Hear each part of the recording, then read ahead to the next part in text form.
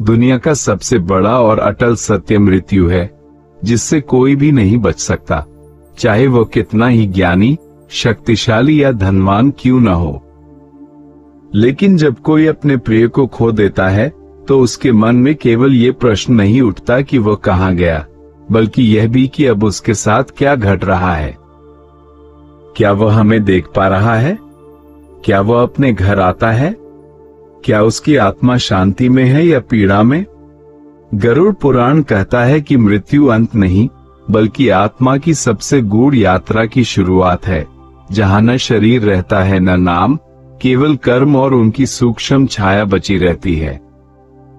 मृत्यु के क्षण आत्मा देह से वैसे निकलती है जैसे पिंजरे से पक्षी, पर वो उड़ नहीं पाती क्योंकि उसे विश्वास ही नहीं होता कि बंधन टूट चुका है।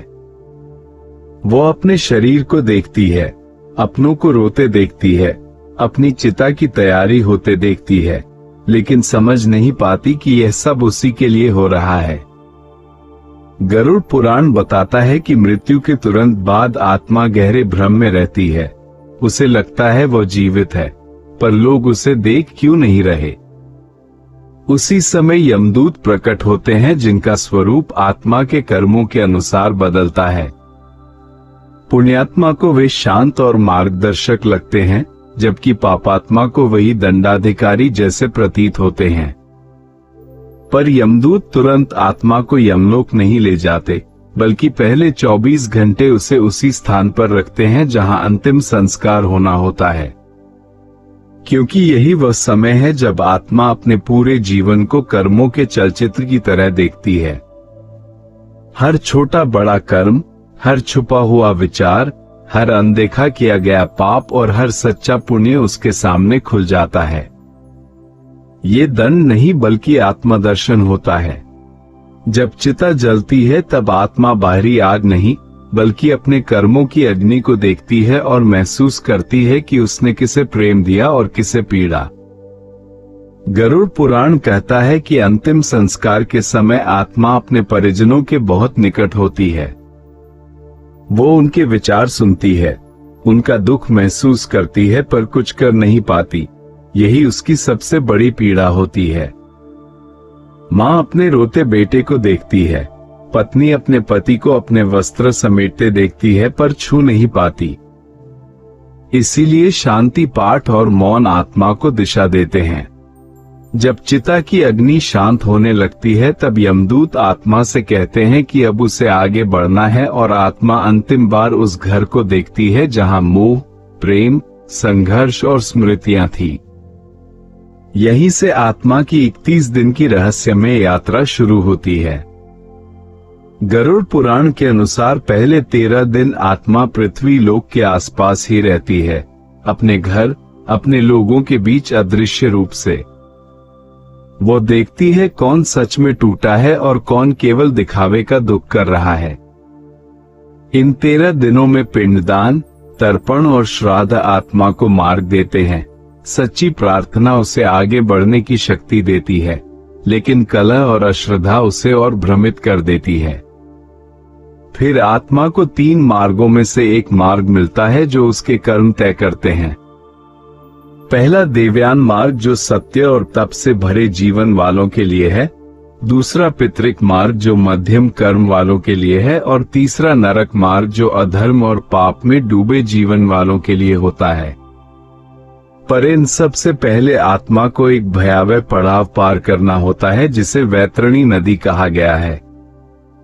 यह कोई साधारण नदी नहीं बल्कि आत्मा की परीक्षा है। पुण्यात्मा इसे सहज पार कर लेती है और पापात्मा इसमें फंस जाती है, जहां उसका सामना उसके ही कर्मों की विकराल छाया से होता है। गरुड़ पुराण के अनुसार वैतरणी पार करने के बाद आत्मा यमलोक के द्वार पर पहुंचती है, जहां उसका कर्मों के आधार पर मूल्यांकन होता है।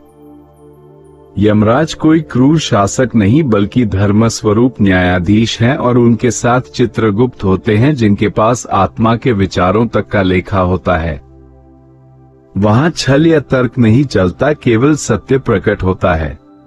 निर्णय के अनुसार कुछ आत्माएं स्वर्ग की ओर जाती हैं और कुछ नरक के मार्ग पर। गरुड़ पुराण बताता है कि नरक कोई एक स्थान नहीं बल्कि अनेक लोक हैं, हर पाप के लिए अलग शुद्धिकरण है। तामिश उन लोगों के लिए है जिन्होंने दूसरों का अधिकार छीना, अंधतामिश उन लोगों के लिए जिन्होंने झूठ और धोखे से रिश्ते तोड़े, रौरव उन लोगों के लिए जिन्होंने हिंसा को चुना, कुंभिपाक उन लोगों के लिए जिन्होंने निर्दयता से प्राणियों की हत्या की, कालसूत्र उन लोगों के लिए जिन्होंने माता पिता और गुरु का अपमान किया, और असिपत्रवन उन लोगों के लिए जिन्होंने धर्म के नाम पर अधर्म फैलाया। पर ये दंड स्थायी नहीं होते, क्योंकि नरक सजा नहीं बल्कि आत्मशुद्धि का स्थान है। जब आत्मा अपने कर्मों का फल भोग लेती है तब उसके अगले जन्म का निर्णय लिया जाता है। गरुड़ पुराण कहता है कि सृष्टि में 84 लाख योनियां हैं, जिनमें केवल मानव योनि ही आत्मोन्नति का अवसर देती है, बाकी योनियां केवल कर्मभोग की होती हैं। जब आत्मा नरक या पितृलोक से गुजर चुकी होती है तब उसके कंपन स्तर के अनुसार उसका अगला जन्म तय होता है। जिसने क्रूरता की वह हिंसक योनि में जाता है, जिसने लोभ किया वह तुच्छ योनि में, और जिसने मोह नहीं छोड़ा वह भटकती आत्मा बन सकता है। भूत और प्रेत वही आत्माएं होती हैं जो मृत्यु के समय इच्छाओं और आसक्ति में फंसी रह जाती हैं, इसलिए श्राद्ध और तर्पण आत्मा को मुक्त करने का माध्यम बनते हैं। अंततः जब आत्मा पुनर्जन्म के योग्य होती है तो वह गर्भ द्वार में प्रवेश करती है। गरुड़ पुराण कहता है कि गर्भ में आत्मा पूर्ण चेतन होती है और मां के हर भाव को ग्रहण करती है, इसलिए गर्भावस्था में पवित्र विचार और मंत्र आत्मा को संस्कारित करते हैं। जन्म से पहले आत्मा अपने पिछले जीवन को स्मरण कर ईश्वर से वचन देती है कि वह इस बार सत्य के मार्ग पर चलेगी, पर जन्म के साथ ही माया का आवरण उसे ढक लेता है और वह सब भूल जाती है। यही संसार का सबसे बड़ा बंधन है। प्रारब्ध के अनुसार कोई सुख में जन्म लेता है, कोई दुख में, पर हर परिस्थिति आत्मा की शिक्षा होती है, पीड़ा दंड नहीं बल्कि सुधार का अवसर है। गरुड़ पुराण कहता है कि जो आत्मा इस जीवन में अपने दुख और सुख दोनों को समझ लेती है, जो कर्म को पूजा बना लेती है और मोह से ऊपर उठ जाती है, वही मोक्ष की ओर बढ़ती है। मोक्ष का अर्थ मृत्यु से बचना नहीं बल्कि पुनर्जन्म के चक्र से मुक्त होकर परम सत्य में विलीन होना है। ये ज्ञान, भक्ति और निष्काम कर्म के संगम से संभव होता है। ऐसी आत्मा के लिए न यमदूत आते हैं न वैतरणी होती है, वो सीधे उस प्रकाश में प्रवेश करती है जहां कोई प्रश्न नहीं, केवल मौन है। वही मौन शिव है, जहां आत्मा समुद्र में गिरी बूंद की तरह विलीन हो जाती है। वो लौटती नहीं क्योंकि उसने लीला को समझ लिया होता है। गरुड़ पुराण यही स्मरण कराता है कि मनुष्य जन्म दुर्लभ है और हर क्षण आत्मा की परीक्षा है। मृत्यु अंत नहीं बल्कि एक द्वार है, और जीवन केवल भोग नहीं बल्कि तैयारी है। जो आत्मा ये जान लेती है कि वह शरीर नहीं चेतना है, वही इस चक्र से ऊपर उठती है, और यही वह अंतिम सत्य है जिसके आगे कुछ शेष नहीं रहता। यदि यह कथा आपके भीतर कुछ जगा गई हो तो समझिए आपकी आत्मा ने भी इसे पहले कहीं सुना था, और यदि यह स्मरण किसी और तक पहुंचा सके तो यही आपका सबसे बड़ा पुण्य होगा।